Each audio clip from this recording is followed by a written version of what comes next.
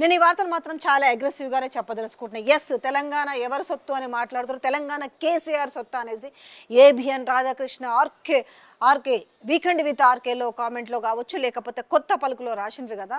ఇన్నాళ్ళు కాస్త ఏదో కొంత ముసుగు ఉందని అనుకున్నాము, కానీ ఇవాళ మాత్రము ఈ హైదరాబాద్లో మీడియా పెట్టుకోవచ్చు, ఎవరు ఎక్కడైనా మీడియా పెట్టుకోవచ్చు, ప్రాంతంతో సంబంధం లేదు. కానీ ఇక్కడ తెలంగాణ గడ్డ మీద వండుకుంటూ తెలంగాణ మీద విషపు రాతలు విషపు మాటలు కుమ్మిస్తుంటే ఎట్లూరుకుంటారు తెలంగాణ ప్రజలు? ఎస్, నేను కూడా తెలంగాణలో ఉన్న ఒక బిడ్డగానే మాట్లాడుతున్నాను. ఎస్, అప్పుడు అనాలి, మీరు ఆంధ్ర గురించి మాట్లాడుతున్నప్పుడు ఆబ్వియస్లీగా మేము తెలంగాణ, ఎందుకంటే కొట్లాడి తెచ్చుకున్నది మీలాంటి సన్నాసులు వార్తలు రాస్తారని కాదు కదా, ఈ రకంగా విషం చిమ్ముతారనేది కాదు కదా. ఆడ కూర్చొని ఏది మీ డిబేట్లో ఒక ఎమ్మెల్సీ జర్నలిస్టులను అవమానపరిచి ఆయన అందరినీ కూడా అనలేదు, దరిద్రపు రాతలను రాసే వాళ్ళనే డాష్ అని తిట్టిండు. కానీ మరి ఈరోజు మీ ఆర్కే విత్ కామెంట్లో కూలీలు అని మాట్లాడేదే మరి మీరు మాట్లాడుతున్నారంటే బీఆర్ఎస్ వాళ్ళకు ఒకరు సపరేట్ జర్నలిస్టు, లేకపోతే ఇంకోటి అంటే మీ దృష్టిలో అందరు ఈరోజు పనిచేసి జీతాలు తీసుకునే వాళ్ళందరూ కూలీలుగా కనబడుతున్నారా? మరి దీనికి సమాధానం చెప్పేంత ధైర్యం ఉందా? అంటే ఇప్పుడు మీరు వార్త రాశారు కదా, మీకు ఎట్లాగూ ముందుకొచ్చి ఆ వార్తను చదివే దమ్ము లేదు, మీ వాయిస్లో అంత బేసు లేదు. ఈరోజు మీరు ఒక మహిళతోటి ఆ వాయిస్ ఓవర్ చేయించారు కదా, ఆ వాయిస్ ఓవరు ఆ మహిళ మరి కూలీనా? ఈరోజు ఆ వార్త మీకు డెస్క్లో మీరు 4 ముక్కలు చెప్తే దాన్ని అంతా వార్తగా రాసిరు కదా, మరి వాళ్ళు కూలీలా? లేకపోతే మీరు ఇప్పుడు ఎవరి కోసం అయితే మీరు పాటు పడుతున్నాడో ఒక 2 వ్యక్తుల కోసము వాళ్ళని పాపం జాకీలు పెట్టి లేపి వాళ్ళని ఎట్టయినా కాపాడాలి, కళ్ళల్లో పెట్టుకొని కాపాడాలని చేస్తున్నారు కదా, మీరు మరి వాళ్ళ కింద బానిస కూలీలా? ఇవాళ తెలంగాణ రాష్ట్రం మొత్తం కూడా మాట్లాడుతుంది. కూలీ అనే పదానికి ఏదన్నా కొంత మీనింగ్ చెప్పగలుగుతారా? వాట్ ఈస్ ద కూలీ అంటే? ఎంత కండకావరం ఎక్కి మాట్లాడుతున్నారంటే ఈరోజు మాట్లాడుతున్న మాటలు.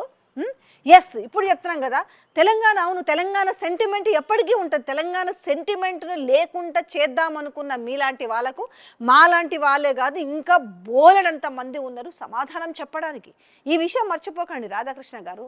మీలాగా మేము మాట్లాడలేమనుకోవచ్చు, మాట్లాడుతాం, కానీ మాకు విజ్ఞత ఉంది, అంతకంటే ఎక్కువ పలుకుతాం. ఇంకా మీరు పలికే చెత్త పలుకుల కంటే మేము చాలా స్వచ్ఛమైన పలుకులు పలుకుతాం. ఈరోజు ఫోన్ ట్యాపింగ్ గురించి నొక్కి వక్కాడించుకుంటే ఈరోజు అంటే ఇప్పుడు ఈ ముఖ్యమంత్రి ఆ ముఖ్యమంత్రి ఏమో భాయి మాజీ ముఖ్యమంత్రులు ఇద్దరు భాయి అన్నట్టుగా చూపించి దాంట్లో భాగంగా మీరు ఇది రాస్తూ ఫోన్ ట్యాపింగ్ గురించి మాట్లాడుతూ లడ్డూ గురించి మాట్లాడుతూ నిన్ననే ఒక వీడియో చేసిన, సిగ్గుంటే ఒకసారి చూడుండ్రా వీడియో, మీకు అర్థమవుతుంది ఎందుకు లడ్డూను కూడా రాజకీయ వివాదాల్లోకి ఎందుకు లాగుతున్నారు. మీకు ఇన్నేళ్ళ అనుభవం ఉందని చెప్పుకుంటారు, సరే మీరు ఎట్లా జర్నలిస్ట్ అయ్యారనే విషయం పక్కన పెడదాం, కానీ ఒక మీడియాకి అధిపతి కదా, ఒక లడ్డూ గురించి నీచమైన మాటలు మాట్లాడుతున్నప్పుడు అరే ఆ దేవుడి విషయంలో మనం జోక్యం చేసుకోవద్దు, ఇంకా లడ్డూలో ఏముందనేసి ఇంకా లడ్డూలు ఎందుకు తెచ్చుకోవడం ఎందుకు భక్తులు, అసలు ఇంకా లడ్డూని తినడం ఎందుకు, ఆ లడ్డూలు అంతా అపవిత్రమైనప్పుడు దీని దగ్గర మీ దగ్గర సమాధానం ఉందా?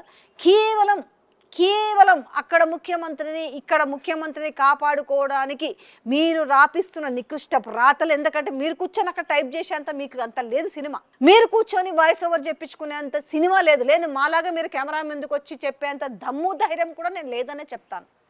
ఇదంతా మేము ఎవరి కోసమో మాట్లాడతలేదు, తెలంగాణ గడ్డ మీదనే ఉన్నాము, తెలంగాణ గడ్డ మీదనే ఉంటున్నాము కాబట్టి మాట్లాడుతున్నాం. ప్రాంతీయ విద్వేషాలు రెచ్చగొడుతుంది మీరే, ఎవరో కాదు, మీరే అన్ని చేస్తారు. మళ్ళీ గుమ్మడికాయలు దొంగ భుజాలు తరుముకుంటున్న నేపథ్యం కనిపిస్తుంది.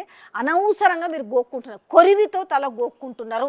లేని ఒక విద్వేషాన్ని రెచ్చగొడుతుంది బాజాప్తా మీరే. ఆ రాపిచ్చి రెచ్చగొడుతున్న వ్యక్తి ఈరోజు తెలుసుకోవాల్సిన అంశం ఎంతైనా ఉందనే చెప్తాం.